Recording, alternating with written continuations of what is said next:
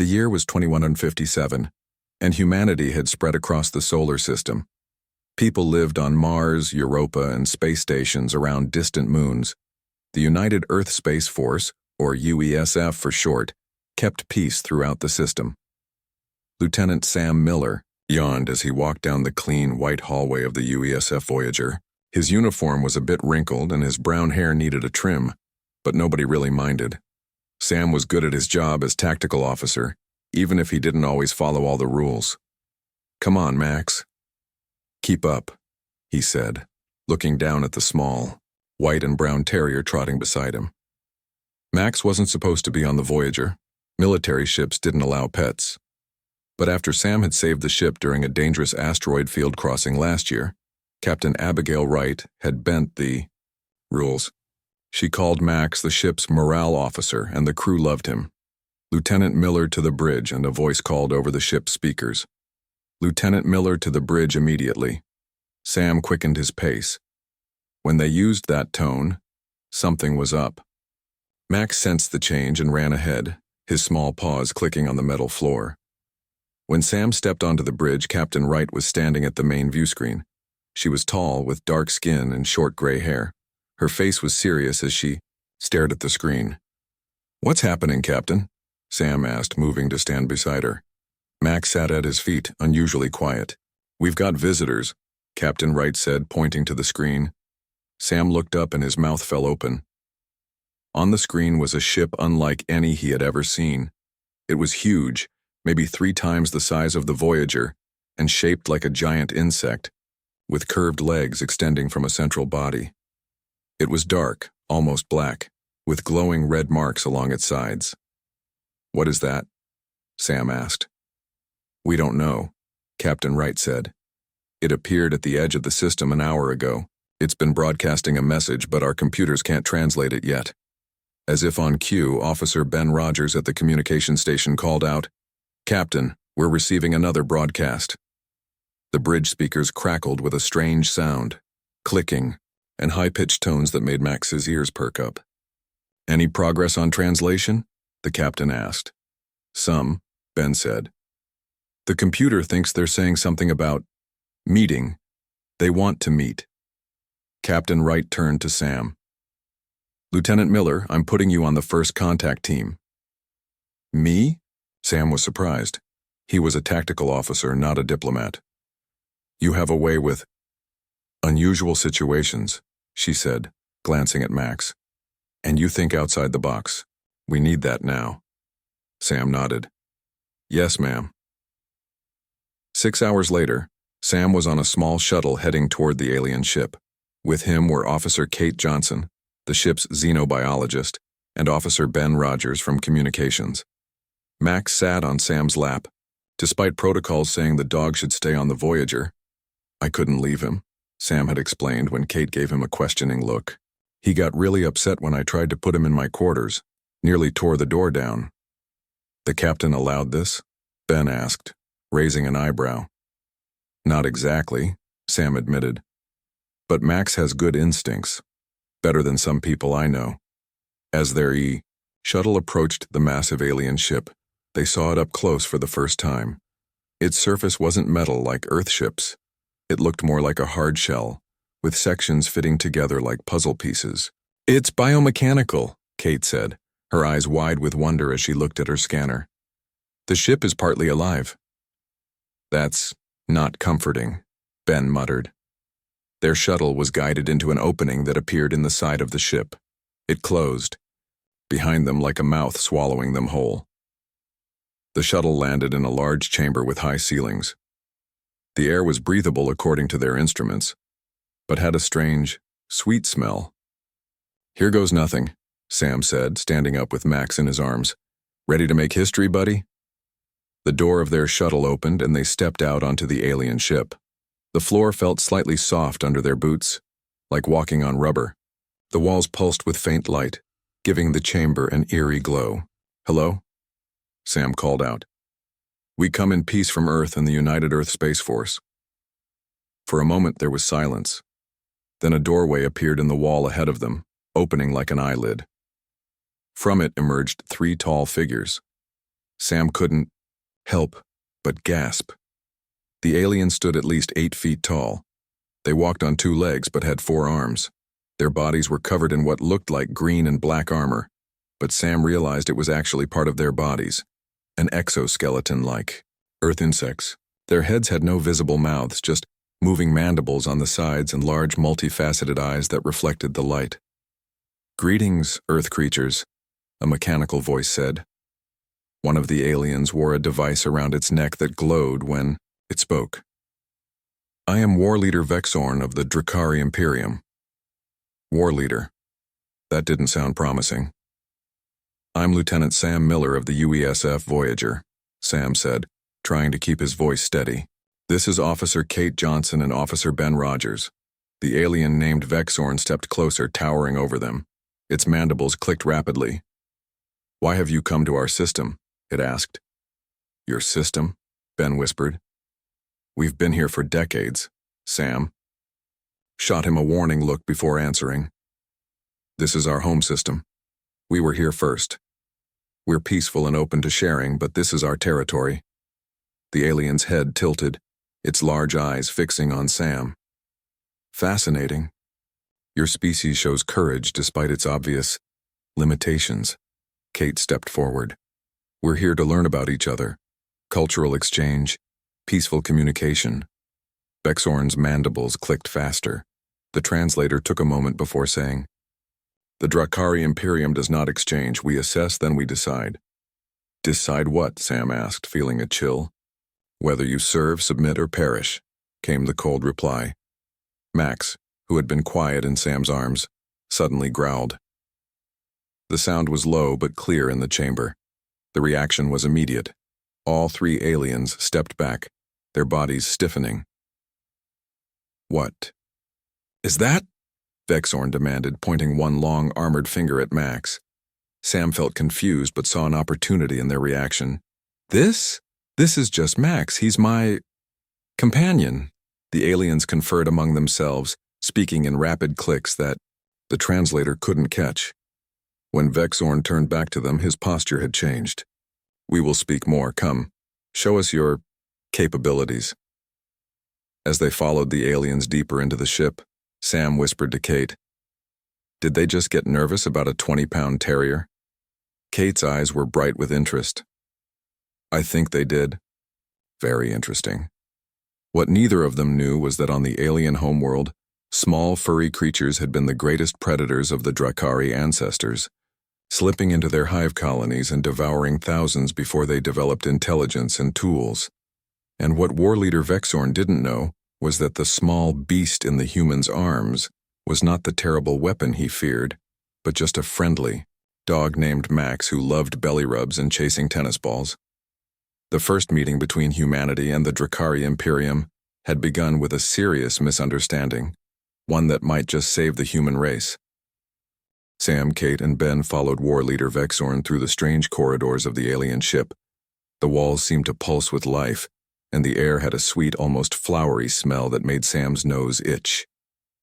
Max stayed quiet in Sam's arms, but his ears were alert, turning at every new sound. They entered a large room with a round table in the center. The table wasn't made of metal or wood, but looked like it had grown from the floor. Around it were tall, strange chairs that seemed designed for the aliens' 4-armed bodies. "Sit," Vexorn commanded, pointing to 3 smaller seats that had been brought in. They looked uncomfortable and too small, like children's chairs at an adult table. Sam sat down, keeping Max on his lap. He noticed how Vexorn watched the dog, with what seemed like extreme caution.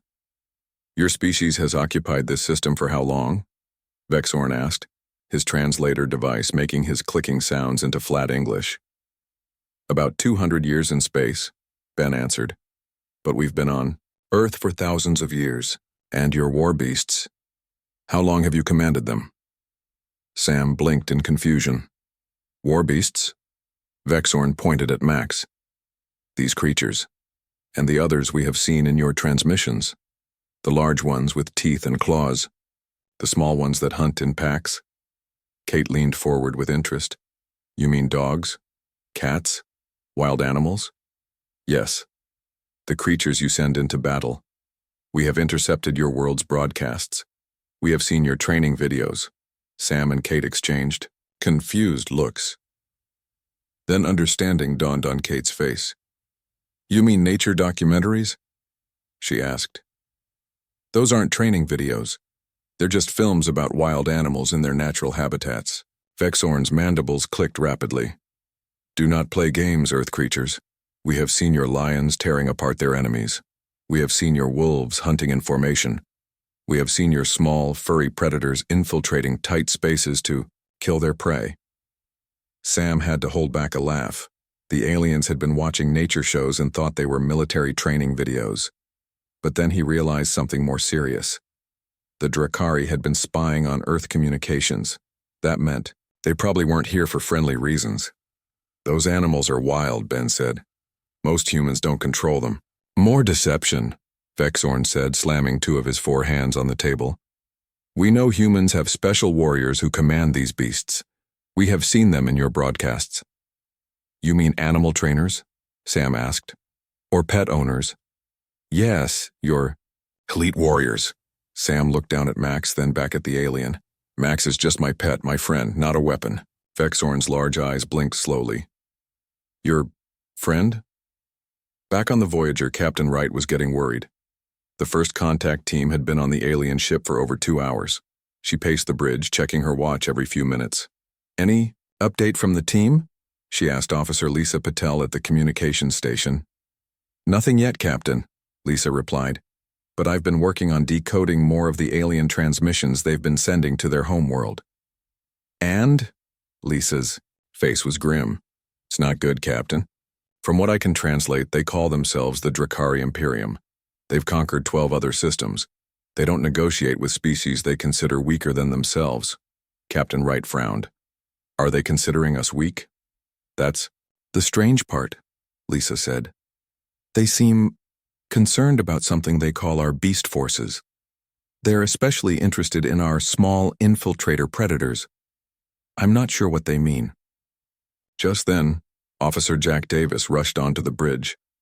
As the ship's chief engineer, he had been analyzing the alien ship's technology.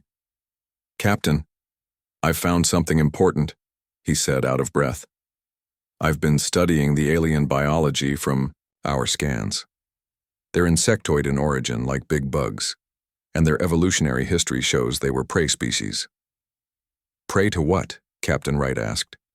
Small mammalian predators, Jack said. Similar to Earth's rats, cats, and small dogs. Their ancestors were hunted by creatures that look a lot like our pets. Captain Wright's eyes widened as she began to understand. Meanwhile, on the alien ship, the conversation had taken a tense turn. 2 more aliens had joined them, each carrying what looked like weapons. They stood near the door, watching Max with obvious unease.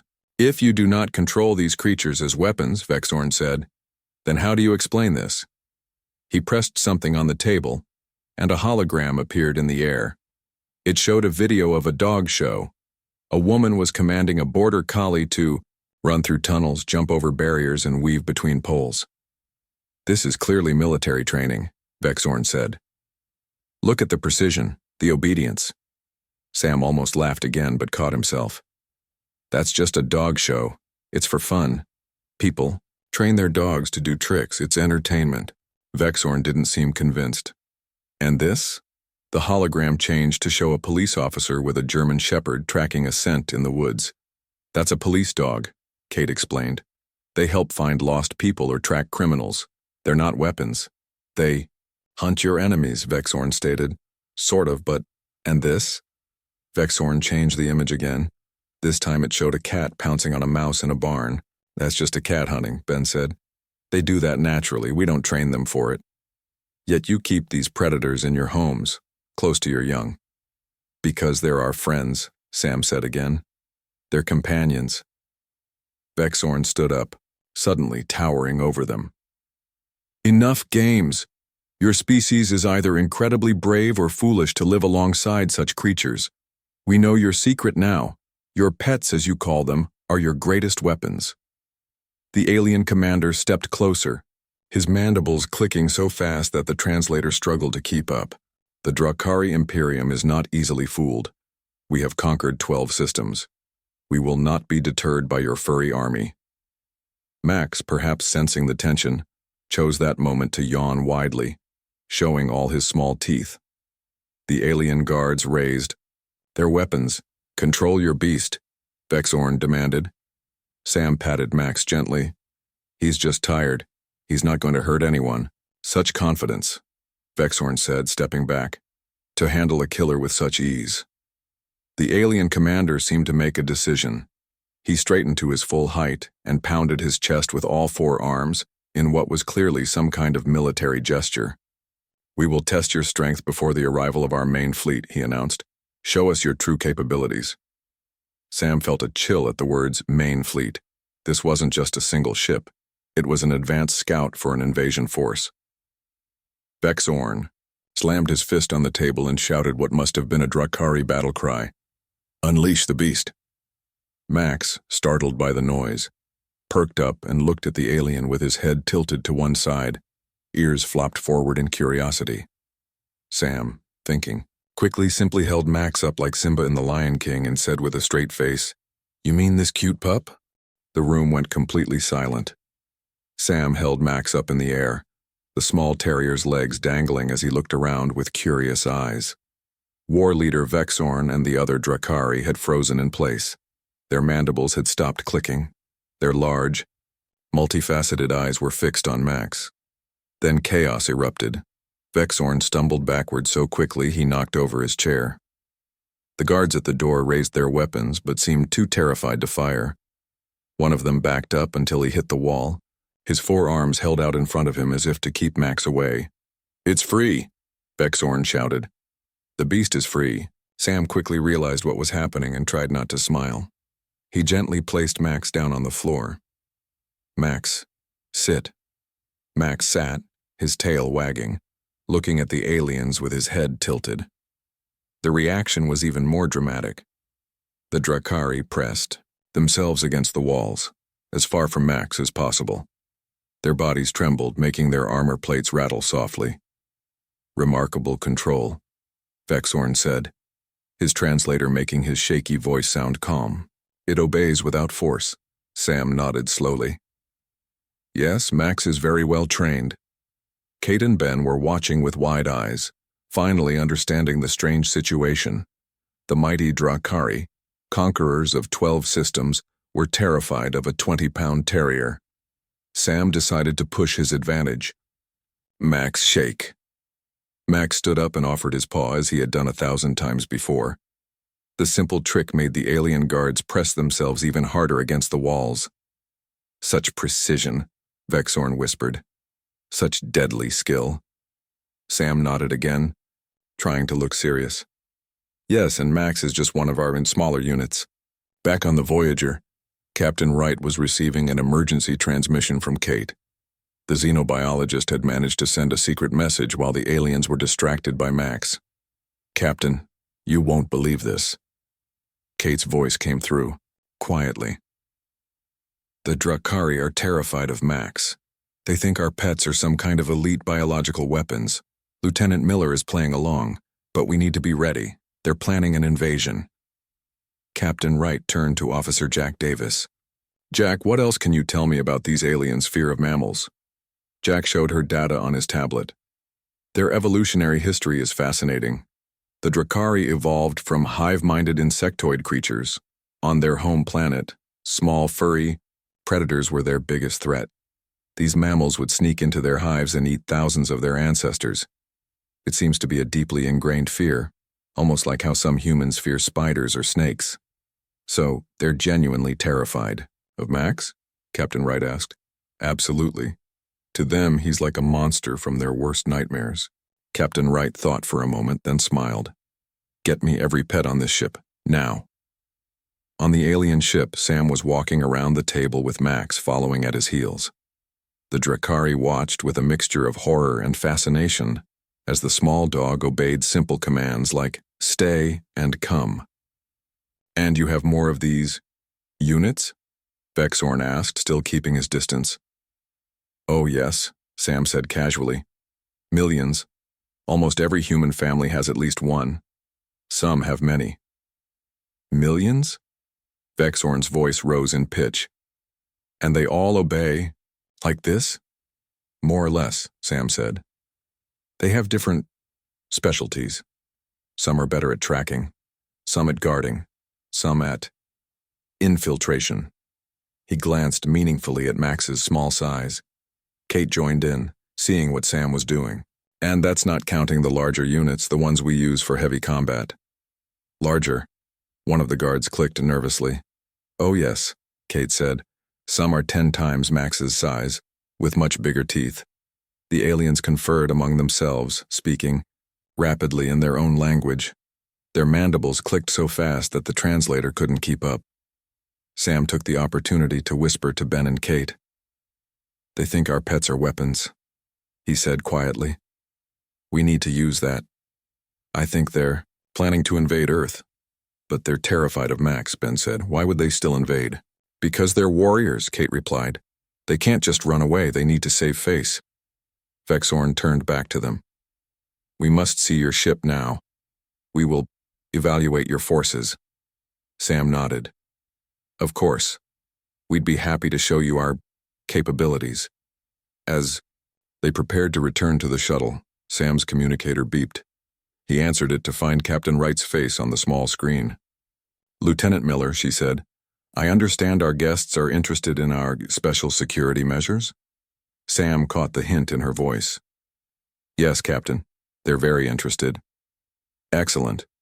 We'll be ready to give them a full demonstration. When you return. When the communication ended, Vexorn asked, What was that about? Just preparing a proper welcome, Sam said with a smile. Our captain wants to make sure you see everything. The journey back to the Voyager was tense. In the shuttle, the Drakari representatives, Vexorn and one guard, sat as far from Max as possible. The dog had fallen asleep on Sam's lap, snoring, softly, but even this seemed to unnerve the aliens. It conserves energy, Vexorn observed. A true predator. When they docked with the Voyager, Captain Wright was waiting in the landing bay. Behind her stood Officer Lisa Patel, holding something in her arms. Welcome to the UESF Voyager, Captain Wright said formally. We've prepared a special greeting for our distinguished guests. She nodded to Lisa, who stepped forward. In her arms was a large orange tabby cat named Ginger, who belonged to one of the engineering crew. The effect was immediate. Vexorn made a high-pitched sound that his translator didn't even try to interpret. The guard reached for his weapon but seemed too paralyzed with fear to draw it. This is one of our different units, Captain Wright said calmly. Specialist, Ginger. The cat yawned, showing sharp teeth, and the Drakari stepped back. 2 different species? Vexorn asked, his voice shaking. You control multiple predator species? Oh yes, Captain Wright said. We have many different specialists on board. Would you like to meet them? Vexorn hesitated, clearly torn between fear and the need to gather intelligence. Finally, he nodded stiffly. We must assess your full capabilities. Captain Wright smiled. Then please follow me. We have much to show you. As they walked through the ship's corridors, Sam whispered to Captain Wright, What exactly are you planning? She whispered back, I've had the crew bring out every pet that was secretly on this ship. Turns out we have 3 cats, another dog, a hamster, and even a parrot. They're all stationed at strategic points for our tour. Sam grinned. You're going to make them think all our pets are weapons? Exactly, Captain Wright said. Let's see how the mighty Drakari Imperium deals with Earth's beast forces. Captain Wright led War Leader Vexorn and his guard through the corridors of the Voyager. Sam walked beside them with Max trotting at his heels. Kate and Ben followed behind, trying hard not to smile at the way the aliens kept glancing nervously at the small dog. We'll start with our command center, Captain Wright said, stopping at the bridge door. Please understand that some areas of our ship are highly secure. We don't normally allow visitors here.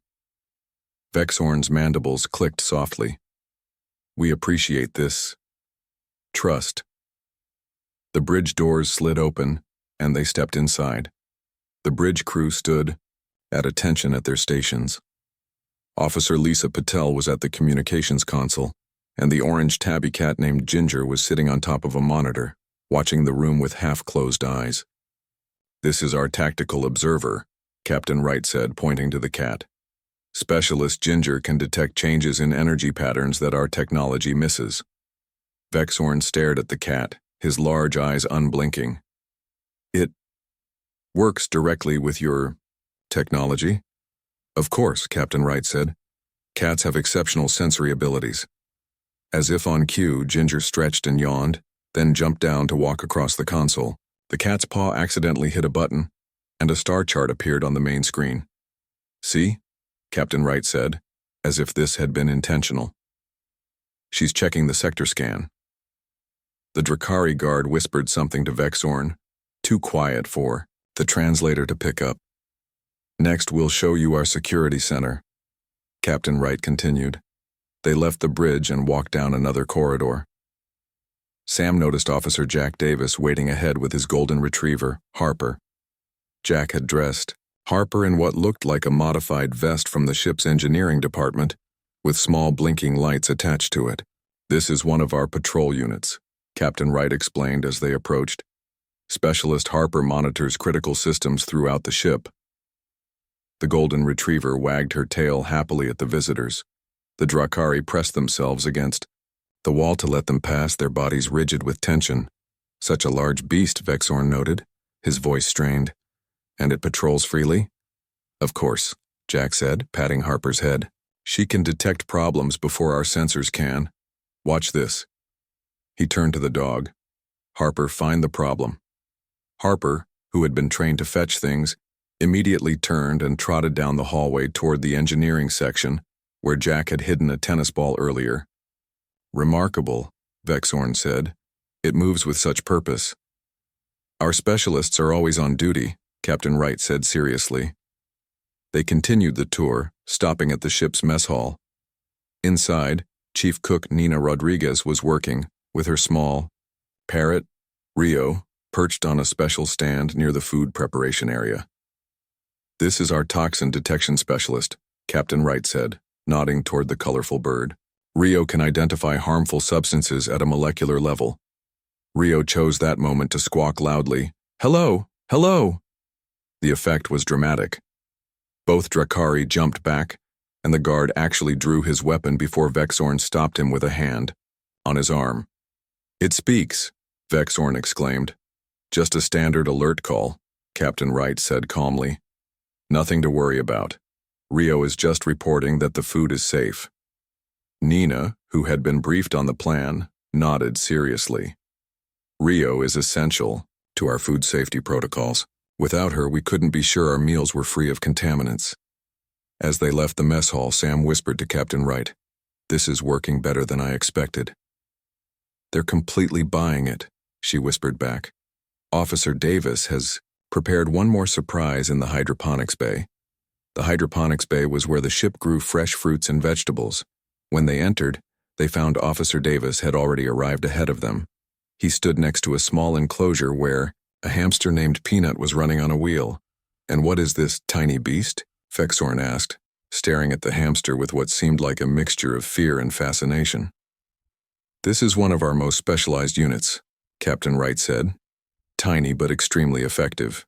Peanut monitors soil conditions and detects harmful microbes that might damage our food production." The hamster continued running on its wheel, completely unaware of its suddenly important military role. "So small yet so deadly to microbes," Vexorn said, his voice filled with what sounded like respect. "Size isn't everything in warfare," Sam added seriously. After the tour, they gathered in the ship's conference room. Captain Wright had arranged for data tablets to be placed around the table, each showing images of different Earth animals: dogs, cats, horses, and wildlife. "As you can see," she said, "Earth has developed a close working relationship with many species. It's the foundation of our approach to space exploration and defense." Vexorn picked up one of the tablets and stared at a picture of a large German shepherd in a police vest. "Your civilization has achieved something remarkable," he said finally. "No other species we have encountered has managed to control predators, as you have. It's taken thousands of years, Kate said, building on the deception. These partnerships are central to human development. Vexorn set down the tablet and straightened to his full height. War Leader Vexorn must report to the Yandru High Command. We will return to our vessel now. Of course, Captain Wright said. We'll escort you back to your shuttle. As they walked, Vexorn was unusually quiet. When they reached the shuttle bay, he turned to Captain Wright. Your species has surprised us, he said. We must reconsider our approach. After the Drakari had departed, the bridge crew gathered for a debriefing. The mood was tense but hopeful. Do you think they believed it? Ben asked. They definitely believed something, Captain Wright said. The question is whether it will be enough to prevent an invasion. Officer Lisa Patel spoke up from her communication station. Captain, I'm picking up transmissions from the Drakari ship to their fleet. They're encrypting heavily, but I can make out some words. Biological weapons, predator control, and tactical reassessment. They're second-guessing their invasion plans, Jack said with a grin. Maybe, Captain Wright cautioned. But we can't count on it. The Drakari are warriors. They won't just give up because they're scared of our pets. Sam nodded, absently petting Max, who had settled at his feet. No, but fear is a powerful motivator. Even for warriors. Kate, who had been reviewing her notes on Drakari biology, looked up. I have an idea. What if we invite them back? Show them more of our capabilities. Make them think we have an entire army of trained animals ready to defend Earth. A bluff? Captain Wright considered this. It might work, but we need it to be convincing. I think I know how, Sam said, a slow smile spreading across his face. Max, here, boy. The little terrier jumped up, wagging his tail eagerly. We're going to need a bigger stage for our next performance, Sam said. And a few more actors. Captain Wright nodded. Make it happen. The fate of Earth might depend on how convincing our pet show can be. 3 days later, War Leader Vexorn returned to the Voyager with 5 more Drakari officials. Captain Wright had prepared what she called Operation Pet Show. The ship's hangar bay had been transformed into a demonstration area with small obstacle courses, tunnels, and platforms. Every pet on the ship was there, wearing makeshift tactical gear created by Officer Jack Davis. Max had a small vest with blinking lights. The cats wore collar devices that beeped. Even the hamster Peanut had tiny gear attached to his cage. Welcome to our training facility, Captain Wright said as the Drakari entered. We've prepared a demonstration of some of our basic units in action. Sam stepped forward with Max. Begin standard patrol sequence, he said in a commanding voice. Max, who had been practicing with treats for 2 days, ran through a tunnel, jumped over a small barrier, and brought back a ball that Sam had thrown. Threat detection complete, Sam announced. Area secure. The Drakari watched in silence, their mandibles clicking softly. Next, Lisa released Ginger the cat, who lazily walked across a platform, batted at a dangling toy, and then jumped down to rub against Lisa's legs. Stealth infiltration successful, Lisa said seriously. Target neutralized.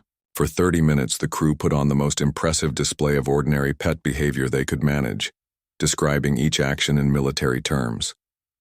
The Drakari delegation watched it all with what seemed like a mixture of fear and awe. When the demonstration ended, Vexorn stepped forward. We have conferred with our high command, he said. His voice sounded different somehow, less aggressive, more respectful. And? Captain Wright asked. The Drakari Imperium wishes to establish formal diplomatic relations with Earth. We believe our species can learn from each other. Sam tried not to show his surprise. It had worked. Their bluff had actually worked. We are pleased to hear that, Captain Wright said formally. Earth welcomes peaceful relations with the Drakari. Vexorn's mandibles clicked rapidly. There is one condition. All human diplomatic stations in Drakari territory must include your biological security units. Captain Wright looked confused. You want us to bring pets to our embassies?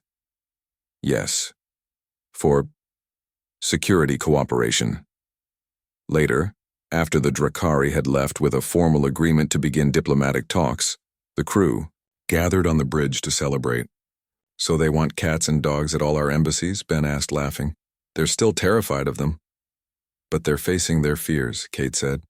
"That's pretty brave, considering their evolutionary history." Sam sat in his chair with Max on his lap. "Who would have thought that humanity's secret weapon would be pet ownership?" Captain Wright smiled. "Sometimes the best defense isn't technology or firepower. It's understanding what scares your opponent." 6 months later, the first official Earth embassy opened in Drakari space. As required by the treaty, it included 2 cats that lounged in windows and a small dog with an official uniform vest. The Drakari diplomats kept their distance from the animals, but seemed proud of their courage in working alongside humans and their beasts. And on Earth, a new branch of the diplomatic corps was created, the Interspecies Relations and Animal Liaison Division. Its unofficial motto, suggested by Lieutenant Sam Miller: "Who's a good diplomat? You are. Yes, you are." The end.